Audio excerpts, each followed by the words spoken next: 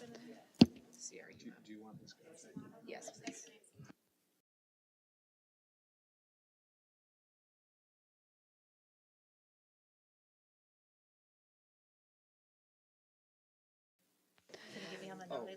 All right, the chair would like to call the meeting of the Executive Committee to order for Monday, December 11th.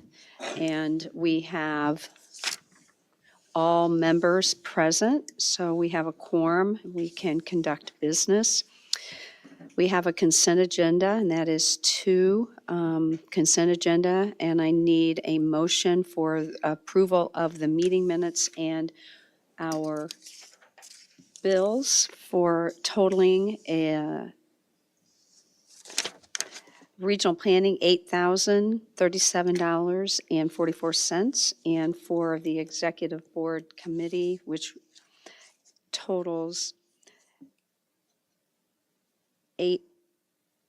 $287,280.58. All these were approved by our auditor. So may I have a motion? We have a motion by Member Schaefer and a second by Member Lehman. Are there any questions related to that consent agenda? Seeing none, all in favor of the consent agenda, say aye. Aye. Opposed? That motion passes. We have number 3, appearances of members of the public. Do we have any? Ms. Taylor? Madam Chair, we have had no request to speak this evening. All right, very good. Thank you. We're moving on to 4A1, and those are items to be presented, and we have appointments and reappointments. And so that'd be 4A1, A, and B. May I have a motion? I have a motion by Vice Chair Johnston and a second by Member Klein. Does anybody have any questions or comments that we need to have a discussion on the appointments or reappointments? All right, seeing none, all in favor of the appointments and reappointments, say aye. Aye. Opposed? That motion passes. We are now going to 4A1C, and that is Information Technologies, and that's a request approval to purchase Nimble expansion shelves under the terms of the Intergovernmental Joint Purchase Agreement. And may I have a motion for that? We have a motion by Member Rogel and a second by Vice Chair Johnston. And I believe we have a member from our Information Technology Department to provide us with a little bit more insight. Yeah, so our primary and backup data storage is nearing capacity, and this is to add capacity to get us through the next, hopefully, several 5 years. And apparently, we are using an intergovernmental purchase agreement for that? Yes. Is that correct? Okay. Are there any questions related to 4A1C1? All right, seeing none, that would be approving the Nimble expansion shelves. All in favor, say aye. Aye. Opposed? That motion passes.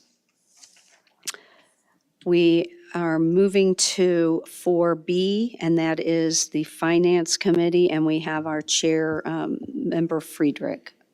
Thank you, Madam Chair. Finance Committee brings 2 action items. First action item is 4B1A, and that's request approval of an intergovernmental agreement between the City of Bloomington Board of Election Commissioners and the County of McLean for use of Unit 1474 Eastland Mall for early voting for the primary election March 19th, 2024, and the general election November 5th, 2024, and as a voting center, pages 9 through 24, and I so move. And is there a second? We have a second by Member Lehman. Discussion? Seeing no discussion, all in favor of requesting approval for that intergovernmental agreement with the City of Bloomington to use Eastland Mall for our primary election and our general election for early voting. Say aye. Aye. Opposed? That motion passes. Back to you, Chair Friedrich. Thank you, Madam Chair. Our second action item is item 4B1B, request approval of an ordinance by the McLean County Board amending Chapter 205 fees of the McLean County Code, Affordable Housing, pages 25 through 27, and I so move. And may I have a second on that? We have a second by our Vice Chair Johnston. Discussion. I know if we have questions, yes, we have our experts here. We have Mr. Jorzak, and Connie is also here if we have. And so please proceed, Chair Klein. Thank you. I just wanted I asked if Mr. Jorzak could be here, because I just would like, if you could talk a little bit about this and about who might be applying for this, who does this apply to exactly? Just need a little bit more information, if you could. Absolutely. So this is it's an affordable an affordable housing property tax benefit. It was passed by the General Assembly back in 2021. And what this program does is, in order to incentivize the construction and or rehabilitation of existing housing stock into affordable housing, it provides a 25 to 35% property tax benefit to either developers or property owners to make certain investments in their properties to get this reduction. Like I said, it's very specific in the statute on what needs to be done in order to qualify for this. Either you have to build new construction, an entirely new project of 7 or more units in one building, or you have to do a certain number of renovations on an existing project. The statute does allow, because of the nature of the application process, I brought it here so you guys can see. This is a very in-depth, thorough application that you have to fill out in order to qualify for this. The statute requires that our office, the Supervisor of Assessments, verify all the information and the data that comes into this. This information includes building permit information. We have to verify that they meet each threshold of investment in qualifying building improvements. We have to verify the incomes of the people who are being identified as the low-income residents in order for the developer to qualify for this exemption. So it's a very in-depth process that we're going to have to go through in order to qualify folks for this. We are not opposed to that, but it is going to take staff time and resources. The legislature did identify that, and they did authorize in this statute the Chief County Assessment Officer to levy what they call a reasonable fee to account for the cost of implementing the program. And that's what this fee is. Okay, I have a couple follow-up questions. Absolutely. So you seem to interchangeably say developers, but also you said low-income folks. So who's applying for this? Are these developers or are these individual homeowners who are making certain targeted renovations? Great question. No, this is just for developers. This is for construction or rehabilitation of properties that are enrolled in affordable income housing programs. So we're talking about Section 42, Section 8, and then on the rural side, Section 515. Okay, and once someone has applied for this and you process their application, this is an annual application? They're required to verify this information annually. The program they can qualify for this program and this 25 to 35% reduction for up to 30 years. And with some of these with the size of some of these applications and some of these fees, this is a lot of work that we're going to have to do every year to verify this information. Are the applications substantially the same year on year? It's going to depend on the tenant mix and who is qualifying. I know that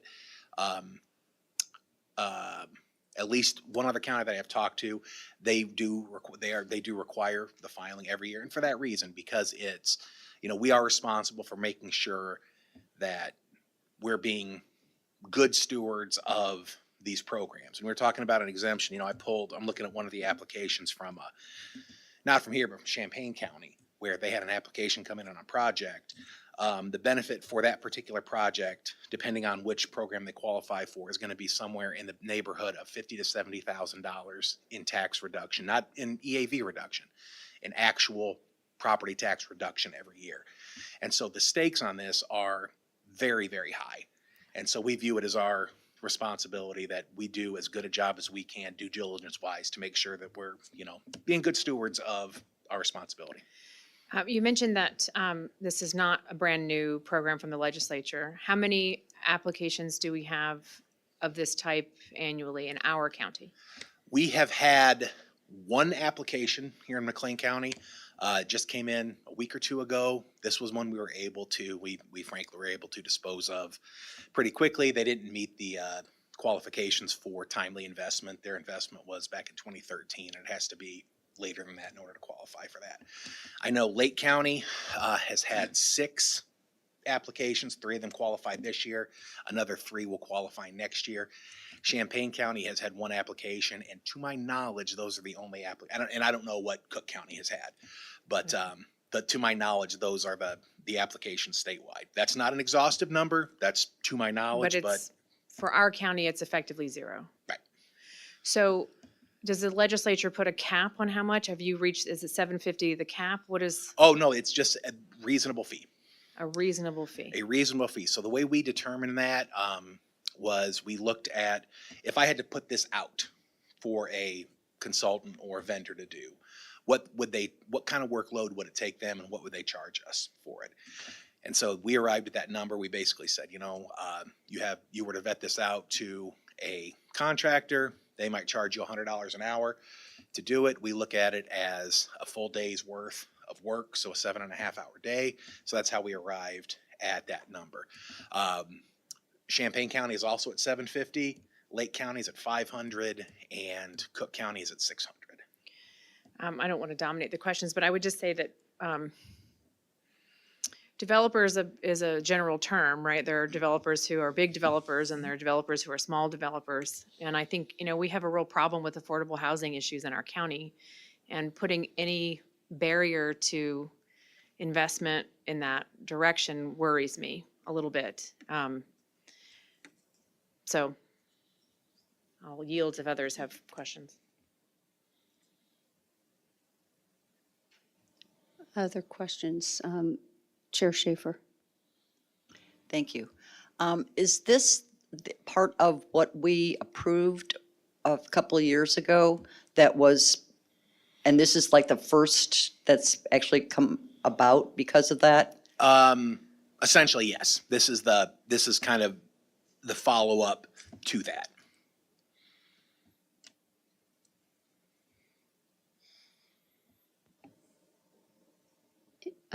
Looks like maybe Member Lehman has a question. Yeah, so just to seek clarity and to bring something up that we discussed in Finance Committee when this one came about.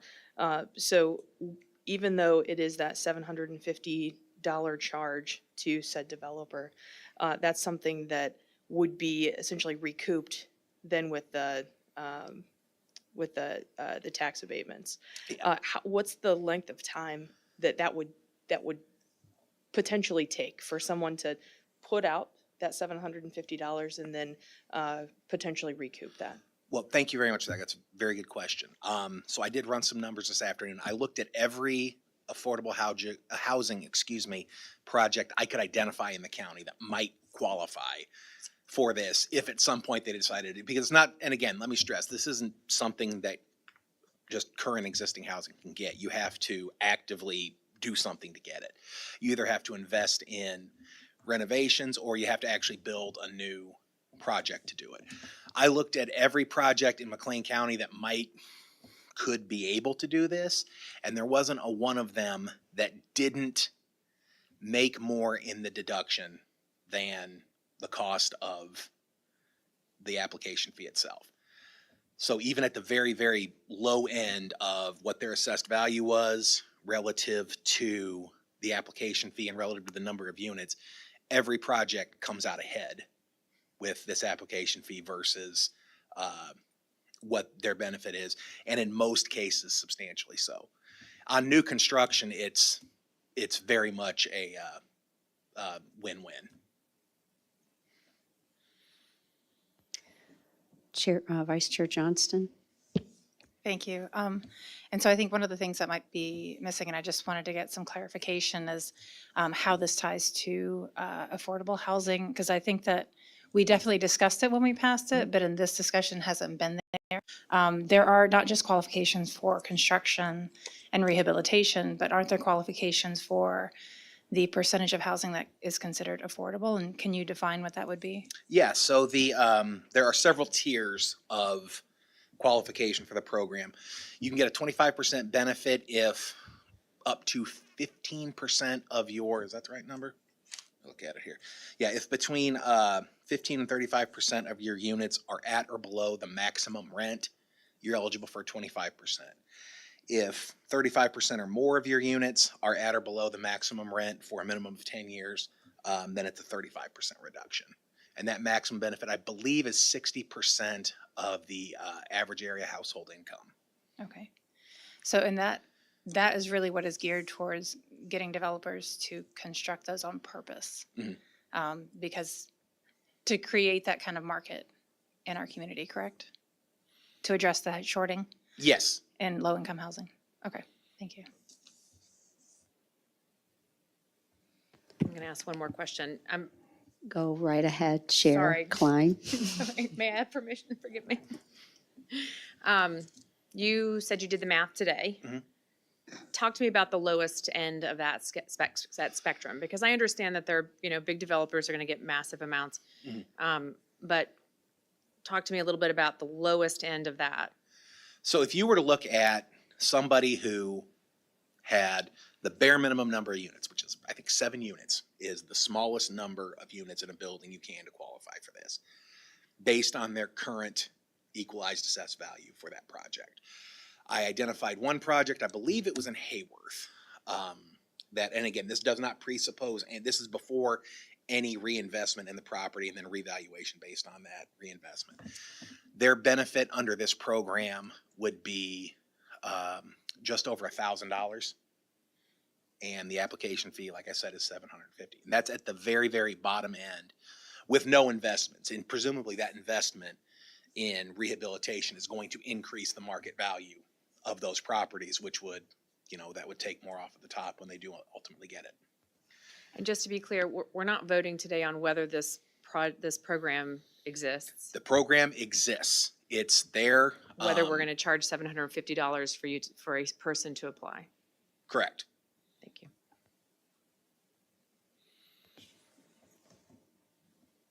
Chair Erickson.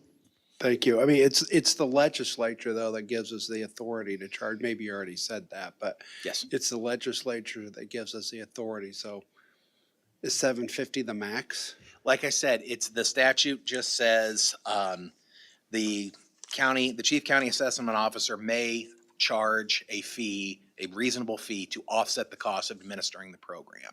So if you look at the ordinance here, what we're creating, that's exactly what it says. It's for the fund that we are creating is only to be used for expenses to offset this program. So if we did ultimately have a big project that we couldn't handle in-house and we had to vend it out to some kind of contractor to do the work, or, any use like that, that's what this fee is designed to offset. And to reiterate, what other counties are charging $750? Champaign County is charging $750. Lake County is charging $500. And like I said, Cook County is Are charging there any $600. counties charging more than $750? Not that I'm aware of. Okay, thank you.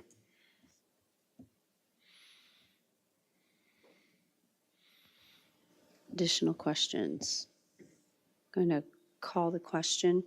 That would be to request approval of the fees for the affordable housing code. I guess it's our affordable housing ordinance. All in favor of the motion, say aye. Aye. Opposed? We had one opposed by member Chair Klein. Is that correct? All right, and we will go back to Finance Chair Friedrich. Thank you, Madam Chair. Finance Committee has no additional action items. We will be bringing two items to the full board, and I have nothing further. Be happy to answer any questions, and I yield back. Thank you. I do want to thank Ms. Clifford and our Director of Assessment, Tim Jorzak, for coming and providing us with those additional information, so thank you. We will move to the Health Committee, and that would be 4C, and that would be Chair Schaefer. Thank you, Madam Chairman. The Health Committee has no items for action today, but we will have several items for the board on Thursday. Thank you so much. 4D, and that is Justice Committee, and we have Chair Erickson. Thank you, Madam Chair. Which one of these can I combine? A and B? I think we have two people who may want to abstain, so the answer would be no. You need to do them separately, please. Okay. Justice Committee brings 4 items for action. First item is item 4D1A, request approval of an intergovernmental agreement between the County of McLean and Town of Normal for booking services. And I so move. I need a second. We have a second by Member Rogel. Questions? Comments? Seeing none, all in favor of the intergovernmental agreement with Town of Normal for booking services, say aye. Opposed? Motion passes. Back to you, Chair Erickson. Thank you. Next item on the agenda is item 4D1B, request approval of an intergovernmental agreement between the County of McLean and Illinois State University for booking services. And I so move. We need a second. We have a second by Member Chair Schaefer. Comments or questions? I believe we have Chair Klein and Chair Johnston, and you would like to abstain, is that correct? Recuse yourself. All right, very good. Thank you for that. So all in favor of the request of the intergovernmental agreement with ISU and the county for booking services, say aye. Aye. Opposed? That motion passes. Back to you, Chair Erickson. All right. These colors are Your C. confusing me. All right. 4D1C, request approval of an intergovernmental agreement by and between the County of McLean, the McLean County Sheriff, and the Bloomington Normal Airport Authority. And I so move. I need a second. Member or Chair Friedrich gives us a second on that. Questions, comments? Seeing none, all in favor of the intergovernmental agreement between the Sheriff's Department and the Airport Authority, say aye.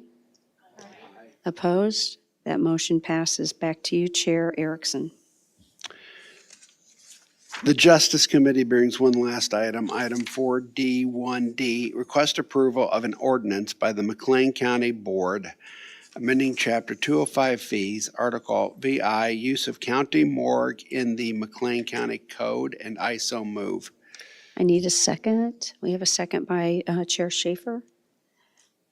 Any discussion or comments? Seeing none, all in favor of the amending Chapter 205 fees for the county morgue, say aye. Opposed? Motion passes. Back to you, Chair Erickson. Thank you. The Justice Committee has no other items for action, and we have several items to present to the board. Thank you. We will move to the Property Committee, and that would be 4E, and our chair is Val Lehman. Chair Lehman, the floor is yours. Thank you, Madam Chairwoman. The Property Committee has 4 items to be presented for action this evening. Item number E1A is the request approval of an ordinance of the McLean County Board amending Chapter 205, Article 11, miscellaneous code fees, and Chapter 282 parks. And I so move. I need a second. We have a second by Member Rogel. Any discussion? We do have one question from, Member Chair Schaefer would like to have the floor. Thank you. There's two places in here, I believe, that on page 49 is one of them, and I believe on page 50, under fishing and size limits, it says, "No person shall take his daily catch limit, his." I'd like to see if we could make a little friendly correction to that, to have a better choice of words than his. I don't know what, There. there, there. I think there would not be, you would have to say no persons to use there. Yeah. All right. So I'd like to make a motion to No amend. persons shall take their daily catch. So put Yes. an S on person, and his becomes their. Yes, in size limits, under fishing, D1 and D2 and D3. Are the three places that I caught that. That's my motion. Or amendment. to the- We No, could, amendment. if we want to totally, I'm just, if you look at 4, no person shall take either. We could say no person shall take daily catch limit. Well, I guess that won't work, so wouldn't read well. When All I- right. Yeah, I was having some difficulty trying to get the correct wording on what would make sense And when that, somebody read that. I think that makes sense what we worked out, so. And those are the only ones that you had? Yeah, there's three spots that. Right. that's in, yeah. Right. Any additional questions? I would like to make a comment that if you haven't read this, it's very comprehensive. And I think it was lessons learned that have forced us to make some changes that were probably needed. We just didn't realize it. But they made, I think, the individuals that were responsible for this need to be commended because it took quite a bit of effort to change these. So I want to thank them. So be sure to thank them, Chair Lehman. Point of order. Yes, point of order. We have a amendment by Schaefer. We need a second on that amendment. Oh, thank you very much. We have a second by Chair Klein. So we need to vote on that amendment, then we will vote on the item. So we need to back up, I think. So we're going to vote on those changes. So all in favor of those recommended changes to make it gender neutral, say aye. Opposed? That motion passes. Now, we are going to vote on the ordinance changes amending 205 and chapters 282 of the miscellaneous codes on fees and other information. Say aye. Opposed? Motion passes. Back to you, Chair Lehman. Thank you, Madam Chairwoman. Item number E1B is the request approval of an amendment to amended and restated lease between the County of McLean and the Public Building Commission, and I so move. And I need a second. We have a second by Chair Klein. Any comments or questions? Okay, all in favor of the amendment to reinstate the lease between the County of McLean and Public Building Commission, say aye. Opposed? Motion passes. And the floor is again yours, Chair Lehman. Thank you. Item E1C is the request approval of an amendment to contract for operation and maintenance between the County of McLean and the Public Building Commission, and I so move. I need a second for that. Vice Chair Johnston seconds that. Comments, questions? Seeing none, We will be voting on the request for the amendment to the contract for operations and maintenance between the county and the Public Building Commission. All in favor, say aye. Opposed? That motion passes. The floor is again yours, Chair Lehman. Thank you yet again, Madam Chairwoman. Item number E1D is the request approval of the emergency appropriation ordinance amending the McLean County fiscal year 2023 combined annual appropriation and budget ordinance, and I so move. And we have a second by Chair Schaefer.